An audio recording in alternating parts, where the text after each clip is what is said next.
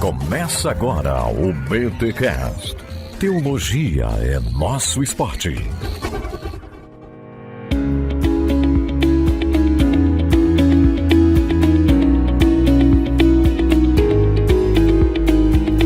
Muito bem. Começa mais um BTcast de número 524. Eu sou Rodrigo Bibo, estou ao vivo aqui direto da ponte em Boa Viagem, no Alicerce Debate. E a galera gostou?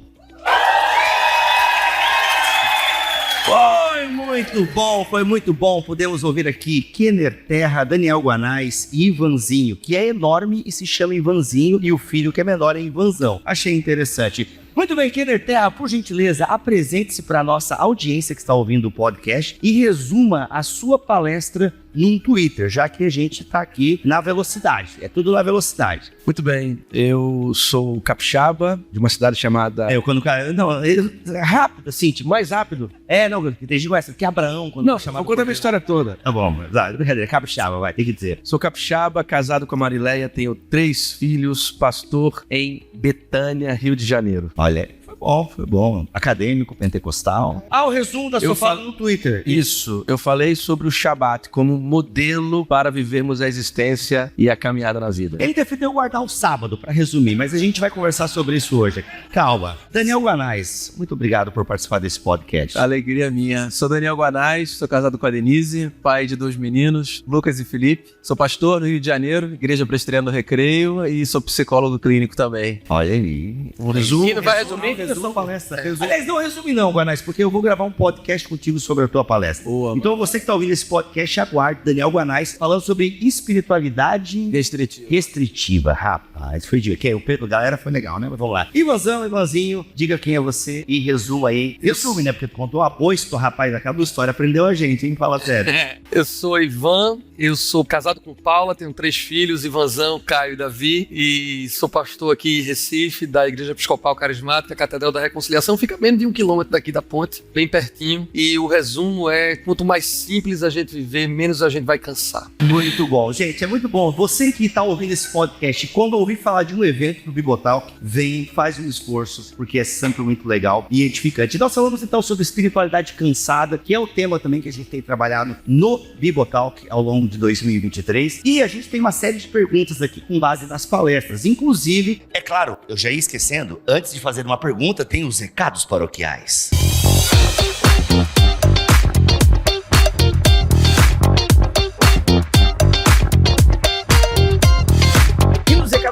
Dessa semana, galera, este tema que você vai ouvir agora, ele tem a ver com o tema do Bibotalk desse ano, que é espiritualidade para uma sociedade cansada, mas esse ainda não é o BTD ao vivo. O que você vai ouvir, como eu explico aí, é o que a gente gravou lá em Recife, no Alicerce Debate da Igreja Ponte, que era praticamente o mesmo tema aqui do Bibotalk. Então esse ano ainda vem mais episódio tratando dessa realidade de uma espiritualidade cansada, porque é um tema que urge, hein? Fala sério, é um tema que urge. E olha só, a gente vai ter ainda mais um BTD. Ainda esse ano teremos um BTD em Curitiba, dia 2 de dezembro. Teremos um BTD em Curitiba. Olha, uma cidade bacana, você dar aquela turistada, tomar bons cafés. Este BTD, ele é promovido pela Igreja Comum do pastor Heron, meu amigo, que está promovendo este BTD. É uma igreja que vai caber, eu não sei quantas vagas cabe lá, mas eu sei que ainda tem vaga para esse BTD. Então, gente, só o pessoal da igreja quase já dá todas as vagas. Então, se você quer ter a experiência de ter um BTD, eu palestrando, Cacau Marques, Gutierrez Siqueira, louvor, essa reflexão, enfim, vai ser um sábado muito bacana, vai ter um cafezinho para nós lá também, tanto que o ingresso, né, tá um ticket mais baixo tudo, porque é a igreja que tá promovendo e bancando esse evento. Então, você pode ter a experiência de pensar comigo, com o Cacau e com o Gutierrez, esse tema da espiritualidade para uma sociedade cansada, tá bom? BTD Curitiba, dia 2 de dezembro. Tem que se inscrever, tem o link para você se inscrever aqui neste BTcast 524. Basta digitar BTcast 524 no Google e você vem no site bibotalk.com ou digita BTcast 524 no YouTube, que lá na postagem vai ter o link para você se inscrever neste BTD Curitiba, tá bom? Com o tema espiritualidade para uma sociedade cansada. Vai ser bem legal. Então, cola com a gente. E galera, é o seguinte, dias 10 e 11 deste mês, dia 10 e 11 de outubro, vamos ter mais um Prime Day, tá bom? Que é o Mega Prime Day, Mega Oferta Prime Day, vai acontecer agora dia 10 e 11 de outubro, para quem é Prime na Amazon. Sério, gente, vale muito a pena. É tipo a Black Friday da Amazon. Já aconteceu esse ano, teve muita coisa bacana e agora vai ter novamente, dia 10 e 11 de outubro, o Mega Oferta Prime Day. Só que é o seguinte, você precisa ser Prime para participar das ofertas. Quero te dar aqui algumas vantagens para você, pelo menos por um mês, experimentar o Prime. Você tem um serviço de streaming, que é o Prime Video, tem um monte de série legal, filmes, enfim, bem bacana mesmo. Você já tem, é tipo uma Netflix, pra você que não sabe o que eu tô falando. Você tem o Amazon Music, que é tipo o Spotify, tudo incluso na sua assinatura, beleza? Você tem o Prime Reading, jornais, revistas, e-books, disponíveis gratuitamente pra você. Claro, né? Você paga o Prime e você tem acesso a isso. Você tem o Prime Game, você tem frete grátis, milhares de produtos na Amazon. Gente, se eu comprei negócio de R$19,90, se eu não fosse Prime, eu ia pagar, sei lá, R$13,90 de frete. Como eu sou Prime, não paguei nada. Então vale demais a pena você ser um Prime, beleza? 10 e 11 de outubro vai ter o Mega Oferta Prime Day, tá bom, gente? Pra você aproveitar e comprar aquela coisinha que você tá pesquisando. Aliás, você pode até, acho que até legal, uma coisa legal de você fazer, eu pelo menos estou fazendo, eu já entrei na Amazon e vi um produto que eu quero comprar, salvei o preço e tal. Sério, eu tô dando essa comparada ali pra ver se esse produto vai entrar em oferta no Prime Day, que vai acontecer daqui a 2 semanas. Então aproveita. Ah, Bibo, como é que eu me torno Prime? Tem um link, o link do Bibotalk, e se você se tornar Prime pelo nosso link, a gente ganha uma comissão só pelo simples fato de você experimentar. Aí, experimenta, gente, experimenta aí por alguns dias e você nem é cobrado, tá bom? Você pode experimentar o Prime Day aí, até para experimentar essa promoção, experimente aí 30 dias o Prime Day, eu acho que vale a pena demais. Experimenta um mês, enfim, fica um tempo para ver se você usa o serviço. E vai se tornar Prime, se torne pelo link do Bibotalk, tá aqui na descrição deste BTcast, você já sabe, em bibotalk.com ou no YouTube. Como é que eu acho? É só digitar BTcast 524 que você vai achar essa postagem, tá bom? Deus abençoe, simbora pra esse episódio que tá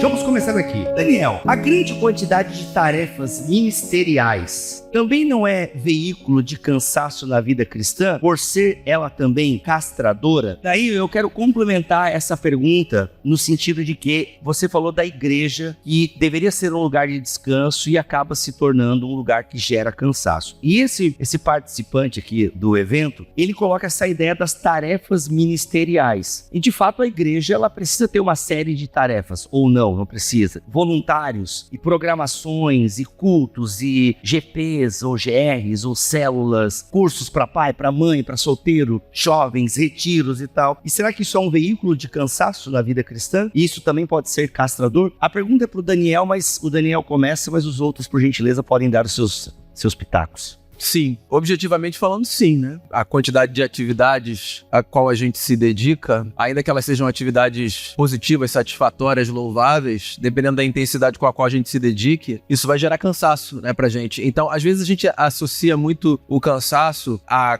quantidade e a gente lê as coisas mais ou menos assim, mas isso que eu tô fazendo é muito bom, então não importa que eu faça muito, né? Quando a gente pensa em atividades ministeriais, em tese a gente tá falando de coisas que são coisas que geram satisfação pra gente, que a gente gosta de fazer, a gente se dedica. Então, o que a gente se dedica com satisfação e com gosto, às vezes, traz até um perigo maior pra essa relação com o cansaço, né? Porque se é um negócio que a gente não tem um gosto, fica mais fácil da gente se cansar, o nosso limite chega com mais facilidade, né? As nossas atividades ministeriais, sobretudo se a gente tá falando nesse campo do voluntariado, que foi o que você mencionou, né? A gente se oferece, se habilita, porque aquilo dá alguma satisfação pra gente. E aí, a gente precisa ter essa sensibilidade de olhar e dizer assim, isso é muito satisfatório, isso é muito bom, mas isso tá me gerando um custo muito alto, né? E ter essa sensibilidade de saber a nossa hora de parar, a hora de desacelerar, ou de partilhar isso, né? Para que outras pessoas também se dediquem a essas atividades. Então, assim, o ministério é maravilhoso, mas o ministério pode ser o lugar do nosso esgotamento, né? Então, aferir, assim, não apenas o quanto a gente gosta ou não gosta, mas se a gente tá chegando no nosso limite, circunstancialmente, eu acho que é fundamental, né? Kenner, como é que tu imagina, você também é pastor de uma igreja relativamente grande, como é que a gente gerencia isso então, né? Porque as atividades da igreja são importantes e para muitas pessoas precisa ter algo na igreja acontecendo, sem julgar se isso é bom ou ruim no frigir dos ovos, mas a espiritualidade popular, ela tem essa demanda de ter coisas na igreja porque a pessoa entende como a casa de Deus. Então como é que eu gerencio isso? Como é que eu vou ter essa lucidez que o Guanais está propondo? Eu acho que primeiro é romper com toda a estrutura de culpa. Quer dizer, você não se sentir culpado por não conquistar, não conseguir, não se dedicar o bastante. Você não criar a ideia de que, ao não fazer, você de alguma forma está traindo a Deus, a igreja. Será que existe isso em parte das pessoas, não só voluntários, mas até mesmo obreiros e obreiras, né? Fazer assim, tipo,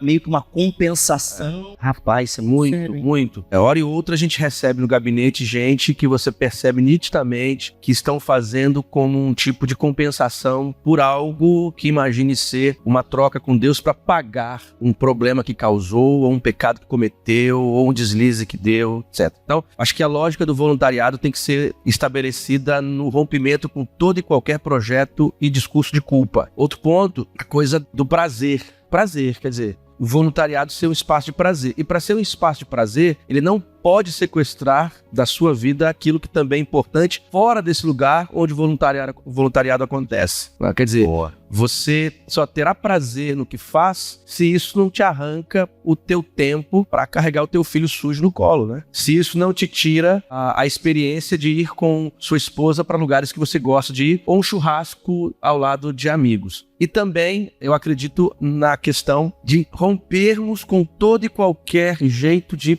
exploração do voluntariado. Porque a igreja pode ser um lugar de exploração do voluntariado. E isso com uma linguagem profundamente piedosa. Quer dizer, é uma perversidade travestida de santidade que pode tornar o outro escravo de um projeto de poder, de um sistema, de uma instituição, de uma liderança. Então, e se sair daqui, perde a cobertura espiritual. Pois é. Só que para nós pastores, veja só, para nós pastores e pastoras, você ter as pessoas cativas aos seus projetos é bom. Então, primeiro, nós precisamos fazer um dever de casa muito sério. Dar uma analisada das nossas intenções do que estamos fazendo, né? Porque senão a igreja pode virar um sistema profundamente escravocrata em nome de Jesus, assim. Nossa. Eu concordo 100%. A minha vida mudou quando um meu pastor, há muitos anos atrás, virou pra mim, eu hiperativo, querendo fazer tudo, ele virou: eu quero você pra uma carreira de 42 quilômetros, não pra 100 metros rasos. Então, desse jeito, eu não quero você. Então, eu tô pensando em você daqui a 20 anos. Então, isso aconteceu há 30 anos atrás? Não, há 30 espal. Há 20 anos atrás ele disse isso, então minha vida mudou nisso. E aí eu aprendi isso e hoje a gente faz o seguinte, porque isso é uma verdade, me desculpa eu dizer isso, mas eu acho que é uma verdade em todas as igrejas. Na minha igreja, parecia que eu tava vendo isso aí. Então, assim, há muito disso e aí eu acho que cabe a nós, pastores líderes, intencionalmente barrar isso. A gente não pode cobrar essa maturidade de todo mundo que está chegando, que está se voluntariando, que conheceu Jesus, entrou na igreja agora. Então lá na igreja, como eu não estou em todos os lugares, não estou em todos os eventos, a igreja chega a ser um determinado tamanho. Então eu faço assim, a gente quer fazer mais uma coisa, quem vai fazer? Eu não vou estar. Quem vai estar? Fulano vai estar. Não, fulano não vai estar. Por quê? Porque eu não deixo. Por quê? Porque fulano já está aqui e ali. Então eu é que digo que fulano não vai estar. Então se tiver um outro líder, se tiver uma outra pessoa que não está sobrecarregada, aí a gente vai poder fazer isso. Isso é muito intencional, fazer com que as pessoas não dá pra esperar de todo mundo essa maturidade. Eu acho que cabe a nós trabalhar intencionalmente isso. É a ideia de o templo não ser a privatização de Deus, né? Porque eu acho que é legal a gente trabalhar essa consciência. E o templo, às vezes, tem essa característica de privatizar Deus, né? De, tipo, as coisas acontecem no templo, tudo é no templo. E acho que a gente levar essa ideia de uma vida cultica para além daquilo que acontece no templo é muito sadio. Agora, ô Guanais, na tua fala também, algumas pessoas podem ter tido aquela impressão, e tu foi muito claro, eu quero deixar claro que você foi claro, mas algumas pessoas que talvez não prestaram atenção em algumas linhas da sua fala, tipo, nossa, então realmente viva a vida. Só faltou subir um Coldplay aqui no momento da tua fala, né? Seria sensacional. Afinal, as bandas cristãs já imitam Coldplay, então seria bem de boa, né? Ah, vocês estão rindo, a galera do show de Coldplay colocando nos stories. Meu, eu tô me sentindo num culto. Então, é isso, porque a gente copia a estética Coldplay. Então o que acontece? O que exatamente tu quer dizer com viva a vida, né? Se jogue, vai. A espiritualidade, ela não pode ser restritiva, vá e viva. Eu queria que tu elaborasse um pouquinho melhor isso e deixasse para nós, assim, sem sombra de dúvidas, o que você quis dizer com isso, viva a vida. Bem, o que eu quis dizer com isso é que a experiência do evangelho é uma experiência que liberta a gente, inclusive, da prisão religiosa, né? Porque a gente costuma pensar em outros cativeiros como cativeiros, né? Outras experiências que estão muito distantes do imaginário evangélico como experiências de cativeiro. Então, se a gente vem de uma vida muito distante, antagônica, assim, na direção, né? Da direção do evangelho, a gente consegue perceber essa experiência muito antagônica como uma experiência de prisão. E a gente vem pro evangelho e tal. Mas, às vezes, a gente está em prisões que são só uma substituição da que a gente estava antes. E as prisões religiosas, elas dão uma falsa sensação de liberdade, certo? Então, só porque eu vim por uma prisão religiosa, eu acho que tá tudo bem. Só que o evangelho não é para trocar de prisão. O evangelho é o evangelho da liberdade. A gente prefere o discurso do aprisionamento porque ele dá uma sensação maior pra gente de que a gente tá controlando. Que é uma cerca, né? A gente É uma gosta cerca. da cerca. E tal. Exatamente. Mas a jornada da fé, ela é uma jornada de aprendizado enquanto a gente caminha, certo? Então, pastoralmente, por exemplo, é claro que seria mais fácil se eu estabelecesse como modelo de pastoralidade essa escolha de dizer para toda e cada pessoa da comunidade onde ela deve ir, com quem ela deve ir, o que ela pode fazer e o que ela não pode fazer. Eu prefiro, essa é a minha escolha pessoal, né? Eu prefiro o risco do mau uso da liberdade que vai fazer com que eu tenha que caminhar e ensinar como eu leio, do que a escolha de aprisionar e infantilizar. Porque a gente não vai amadurecer no evangelho se a gente não experimentar a liberdade em Cristo Jesus. E na liberdade há um risco, como vocês falaram. Claro. Há um risco de realmente atravessar demais limites, porque a cerca ela é visível, né? Pode, não pode. Eu sei porque eu fui do movimento pentecostal onde você tinha cercas. Então, assim, tipo, eu cheguei à fé com 17 anos. E você imagina, 17 anos, Matrix no cinema, aquela coisa toda, né? Sobretudo preto no calor.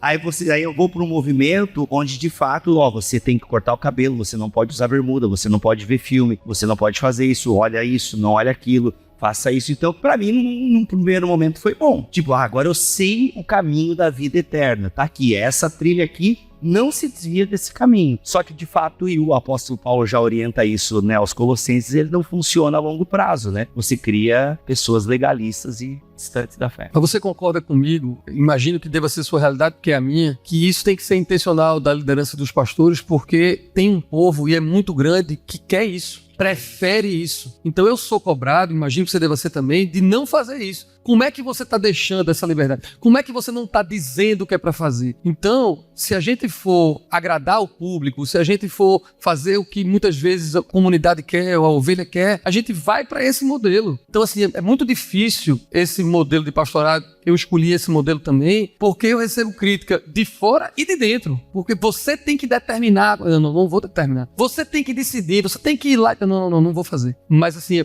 isso é bem difícil. Porque a cobrança vem interna também. Porque tem a questão do aconselhamento também, né? A pessoa chega no gabinete de vocês e ela quer sair de lá com a resposta, tipo, e aí, me dá o conselho aqui agora, matador, para eu resolver esse dilema e tal. E aí, quando vocês não falam, as pessoas vêm pros influencers, né?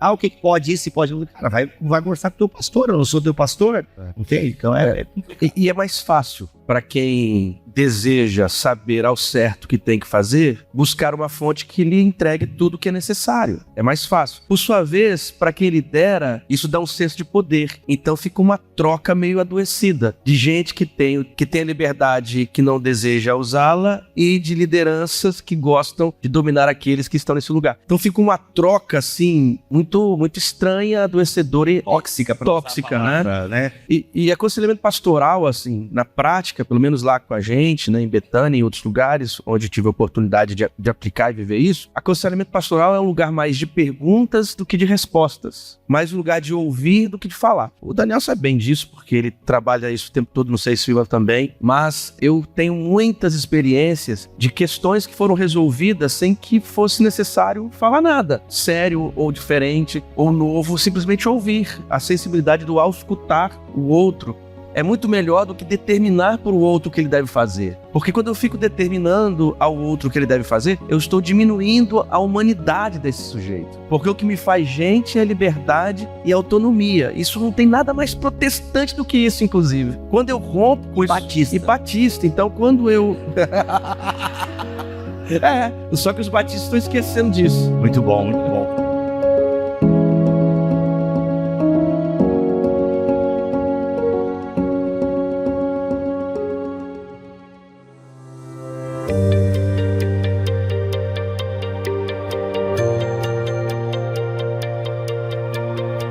já que você tá com o microfone na mão, como assim guardar o sábado? Explica um pouquinho melhor. É isso, se você não guarda o sábado, você vai pro inferno. Não. Essa parte deixa. É desse aí, vamos fazer esse corte, essa Tipo parte. assim, é chamado, né? Exato. Porque, na verdade, a gente trata o Antigo Testamento de várias formas. Entre elas, olhá-lo como um projeto de sentido, como princípios. Não só a Bíblia hebraica, mas toda a Bíblia, né? A Bíblia aponta para princípios. E o Shabat não é uma lei para ser obedecida de forma legalista, porque para fazermos isso, seria necessário escutar só uma parte dessa história e silenciar Paulo, né? Jogar fora Gálatas, etc. Então, o Shabat como um paradigma, como um texto, como uma ideia. Eu falei no início da nossa conversa que a linguagem estrutura o mundo, certo? Então, se a linguagem estrutura o mundo, os símbolos, as ideias, as metáforas, os conceitos me ajudam a interpretar o mundo. O Shabat é um instrumento para isso, ou seja, olhar o descanso como uma resposta à sociedade cansada, olhar o parar, o respirar. Isso significa ser o sábado. Não é o sábado enquanto dia. Terça. Pode ser a terça, o domingo. Não tem nada a ver com o dia. Tem a ver com o princípio, tem a ver com o valor. Duvido você, empresário crente, estabelecer jornadas de 4 dias a semana. Podia começar com você, hein? Eu faria uma outra pergunta, né? Desafiaria os empresários, os pais também, vai todo mundo aí, a criar dentro do horário de trabalho um espaço para o lúdico, para jogar videogame? Não entendi. que seja ler poesia, conversar. Ler poesia. Não fazer nada. Bacana. Voltar a trabalhar aqui. Brincadeira, tem gente que gosta. Tem gente. Não, alguma coisa que seja para além da rotina Entendi. mecânica de reprodução do projeto daquela instituição. Partiu trabalhar no Google, galera. É isso. Brincadeira. Tem uma coisa interessante, eu acho, de pensar no sábado enquanto um paradigma ético, né? O decálogo, de forma geral, enquanto um paradigma ético, que é pensar em quem esse povo foi antes desse contato com esse código ético, né? Então, por 4 séculos, esse povo foi um povo que foi reduzido à sua produtividade, né? Que não tinha descanso. Lembre que quando o povo foi pedir ao faraó o direito de fazer festa ao seu Deus no deserto, a cobrança de produtividade aumentou. Do tipo, quem vocês pensam que são pra vocês pedirem direito ao descanso? Vocês são máquinas. Então, o sábado tá dentro de um projeto pedagógico, ético, de ensinar aquela gente que aquela gente não é o que produz, que aquela gente também é o descanso que faz. Elas são quem adoram.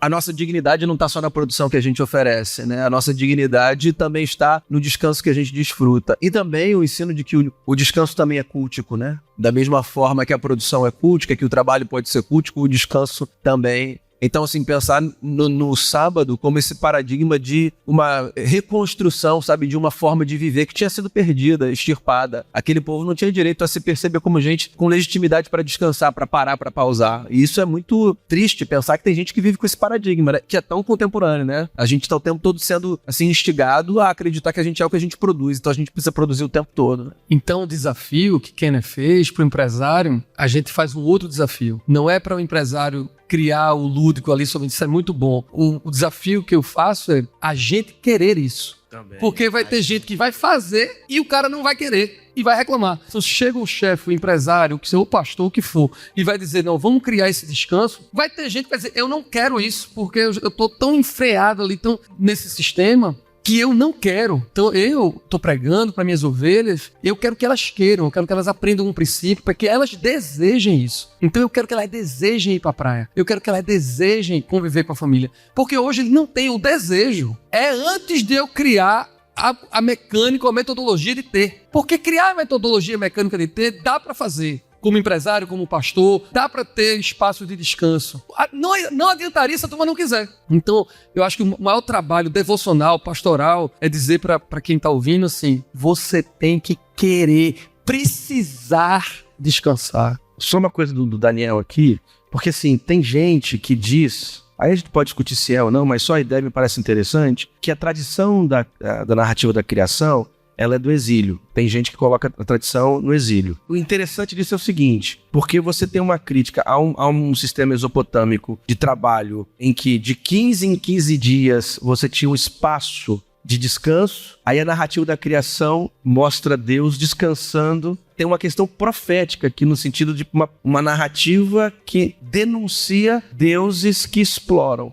Se você leu Enuma Elish, os seres humanos são escravos. É isso. Né? É. A narrativa bíblica é imagem, semelhança. É isso aí. É isso aí. É isso aí. Né? Quer dizer, o descanso é como se os israelitas dissessem: peraí, o nosso Deus descansa no 7º dia. Então, nós temos direito também de uma pausa antes desse tempo todo de trabalho. Então, quer dizer, é um jeito de pensar Deus, né? O descanso é um jeito de pensar Deus. Não é só uma questãozinha periférica, é um jeito de compreender o Deus de Jesus Cristo. Muito bom. Inclusive, próprio Jesus descansava. Aliás, tem uma música do Stênio Marcius, que é Alguém Como Eu. Se você nunca ouviu, a melhor teologia sistemática sobre as duas naturezas de Cristo é essa música do Stênio Marcius. Nunca ouviu, Kenan? Rapaz, ouça Alguém Como Eu. Eu não sou de ouvir MPB, eu sou um cara fútil, eu ouço Taylor Swift, mas assim, essa música dele eu ouço quase toda semana. É muito boa, porque fala da dupla natureza de Jesus Cristo e mostra um contexto onde Jesus chega cansado numa casa. Cara, me emociona só de lembrar da letra. Então, ouça essa música, Alguém Como Eu, do Stênio Marcius, e medite, né? Um Jesus que deita e dorme, assim. Isso é sensacional. Kenner, eu vou direcionar para ti, mas Ivanzinho e Guanais também pode falar, uma questão teológica que chegou no nosso chat, que há uma tradição cristã que entende o domingo como o nosso sábado, né? Então, assim, quando que o domingo virou sábado? É agora?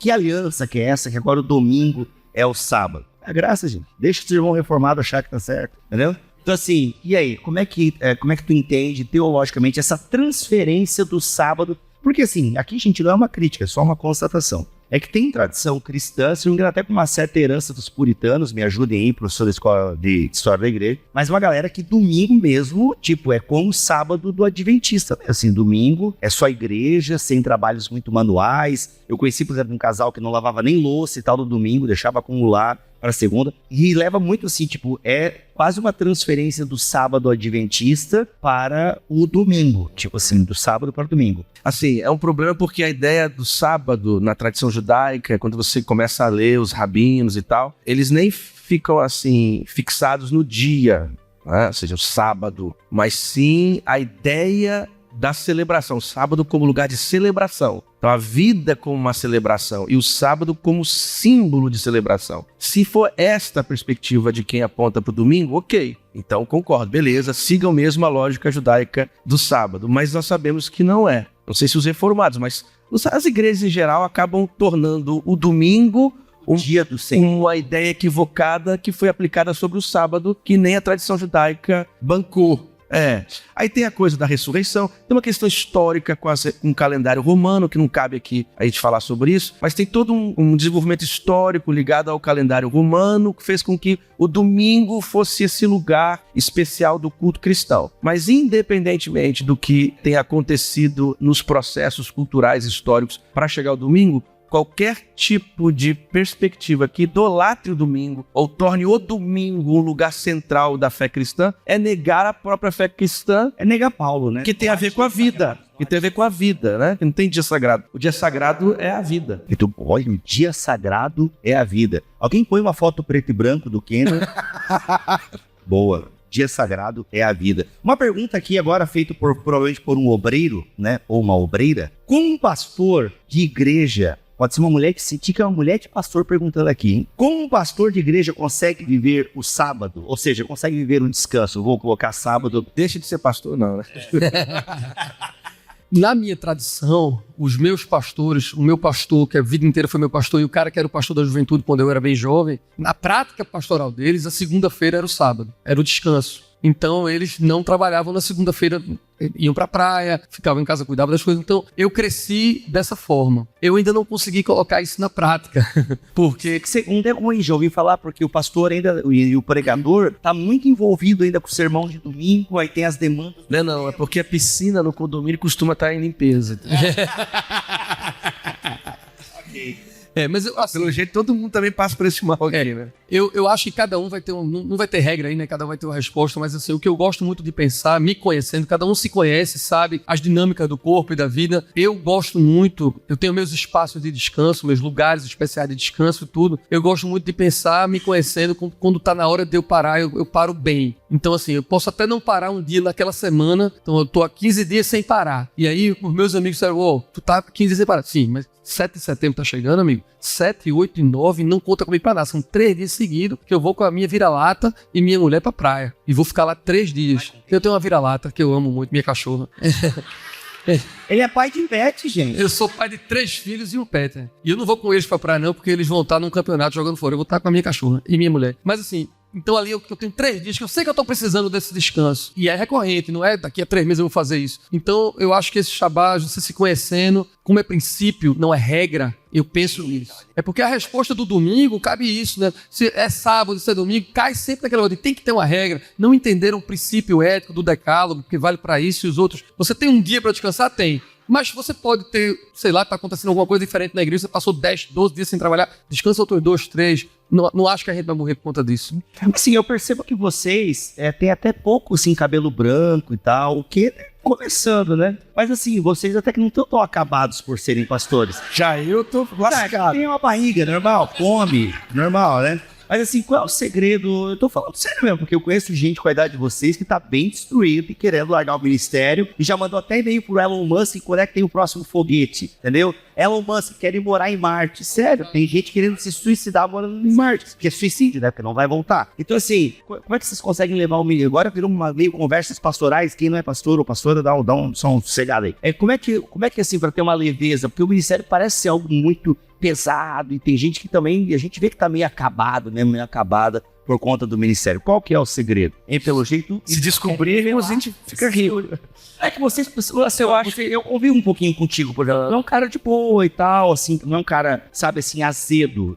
Não, isso aqui é muito sério, a gente conversa com obreiros e obreiras, enfim, que tu percebe justamente que a pessoa é azeda com o ministério, azeda, ela... Se ela pudesse, ela ia viver mesmo, vender miçanga na praia. Ela, sei lá, ia ser corretor de imóveis, dentista, psicólogo. Tipo o Anais, por que não larga o pastorado pra cuidar só de gente louca?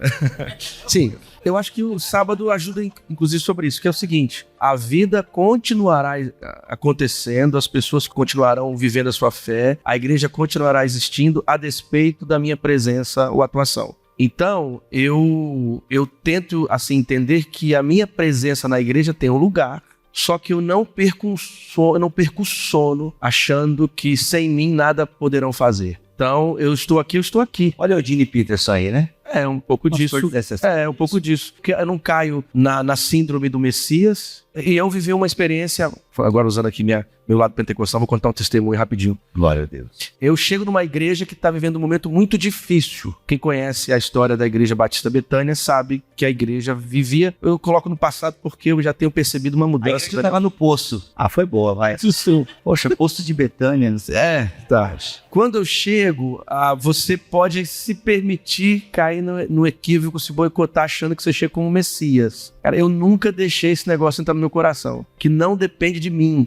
Eu estou ali, eu faço parte de todo um projeto, mas se eu caio na besteira de compreender que a minha presença é que faz toda a diferença, aí eu adoeço, aí, meu irmão, não tem quem suporte, me tornaria uma pessoa completamente adoecida e amarga, porque perceberia que não sou capaz de fazer isso. Não sei se é a realidade de vocês, mas vou falar um negócio bem pessoal aqui. Eu acho que nós não estamos caindo nesse problema porque a geração imediatamente anterior a nessa caiu. Então nós conhecemos amigos, pastores que foram referência pra gente e que estouraram. Então só o que a gente ouvia falar até um dia desse era burnout de pastores, suicídio de pastores. Teve uma época aqui que a gente só ouvia falar disso. Suicídio de pastores altíssimo, tá, gente? Altíssimo. Não é divulgado, mas assim, morre, né? Então, nós somos de uma geração que viu os nossos pastores e referências pra gente acabarem um casamento por causa do ministério, os filhos se acabarem por causa do ministério, e gente com burnout, gente com todo tipo de problema. Então, nós somos uma geração que não quer cometer esse mesmo erro. Então, por isso que a gente não vai nessa síndrome do Messias, por isso que a gente não se acha necessário para todos os lugares. A igreja é uma igreja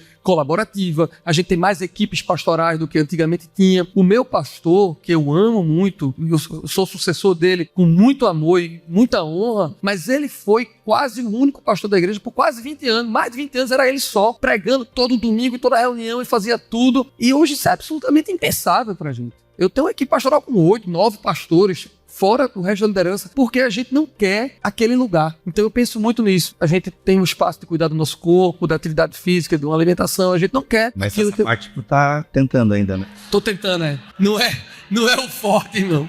Mas vê só, Eu não quero performar, eu tô feliz com onde eu tô.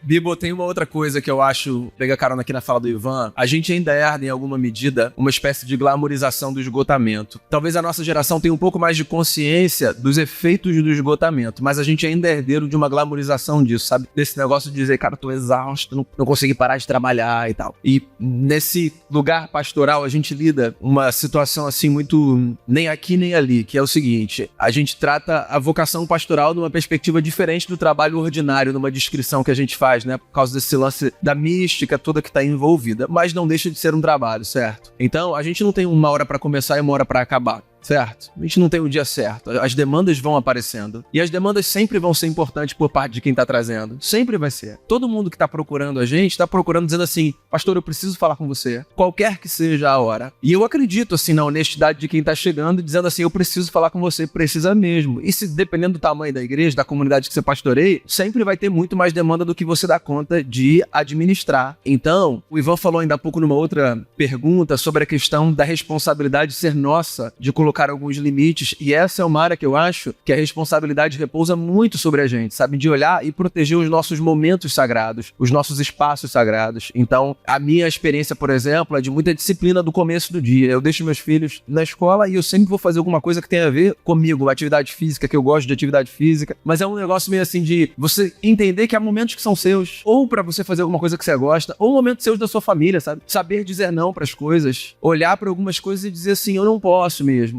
Sem achar que a gente precisa lidar com culpa, né? Nisso também, de eu não posso ir agora, o que vai pensar, não vai pensar. Há tempos que são nossos e da nossa família, nossos e dos nossos filhos. Eu já passei por uma situação de uma pessoa me convidar para uma agenda e eu dizer assim, ó, eu não vou poder participar, eu te agradeço por esse convite e tal. E essa pessoa nesse dia, um pouco antes da agenda, me viu na praia com a minha família, que é um lugar que eu adoro estar, né? E aí depois essa pessoa veio falar comigo, você não disse que não podia? Eu vi você na praia. Eu falei, mas eu não pedi exatamente por isso, porque eu escolhi estar na praia com a minha família naquele momento, meu compromisso era esse. Ela tá com a minha mulher e com os meus filhos na praia. E se a gente não souber proteger esses espaços que são nossos, a gente vai ser atravessado por tudo. Tá gravando, né, galera? Que olha, isso aqui tem que ficar preservado mesmo. Muito bom, muito bom. Puxa, eu amo vocês.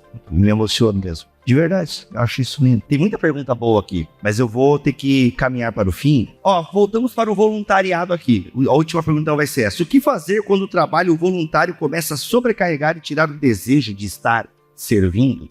Nesse momento, você vive uma experiência que te tira do lugar do voluntariado. Só há voluntariado quando há prazer no que estou fazendo. Então, se isso estiver acontecendo, é hora de avaliar que tipo de voluntariado você construiu na comunidade onde você está. Que tipo de gente você é. Porque tem que parar de fazer o que você está fazendo, porque como está fazendo, está prejudicando a si e a todos os outros que estão com você. Então, avaliar se isso realmente deixou de ser um voluntariado. Eu acho que tem um outro elemento também, Bibo, que é a vida em comunidade. Ela precisa ser pautada também por esse pacto coletivo de cuidado mútuo, né? A gente precisa não apenas pensar cada um nos seus próprios limites, mas a gente vive em comunidade, isso aqui é um exercício pra vida, né? A gente precisa se responsabilizar um por outro. Aquele negócio de por acaso sou eu responsável pelo meu irmão, a gente precisa responder a nossa própria pergunta dizendo sim, somos. Então, saber identificar não apenas os seus próprios limites, mas os limites dos outros, para que a gente alivie a carga um do outro, eu acho que é um exercício importante, né? Porque senão, se a gente só perceber quando eu tiver esgotado, caído no chão, alguma coisa tá falhando no processo, né? Então, quais são as pessoas que estão servindo com a gente na comunidade e que a gente tá percebendo sinais, né? Não apenas os nossos, mas uns dos outros. Então, se a gente fizer um pacto nas nossas pequenas comunidades de vamos ter atenção pros limites uns dos outros, talvez a gente se ajude antes que a gente precisa chegar nesse lugar de pegar o outro que já tá caído no chão. Eu gosto muito dessa tua resposta. Eu penso muito que as igrejas administram isso de forma diferente, os estilos eclesiásticos são diferentes, o turno batista, o presbiteriano tem o presbitério, no meu caso é episcopal,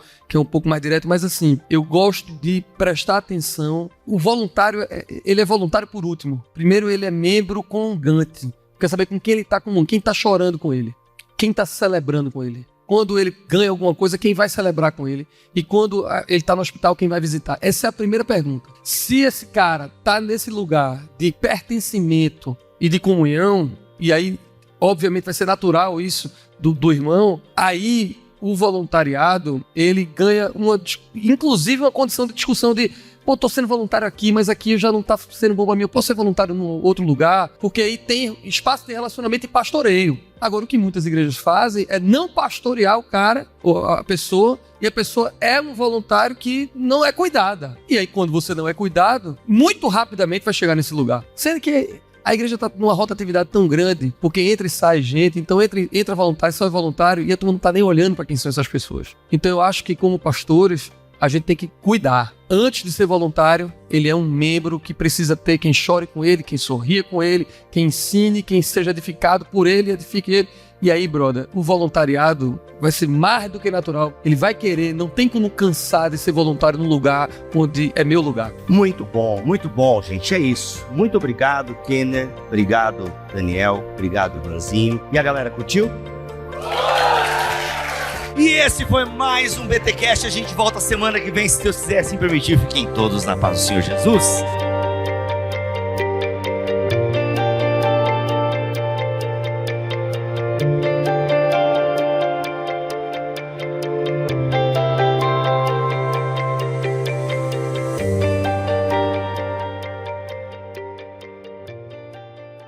Este podcast foi editado por Bibotalk Produções.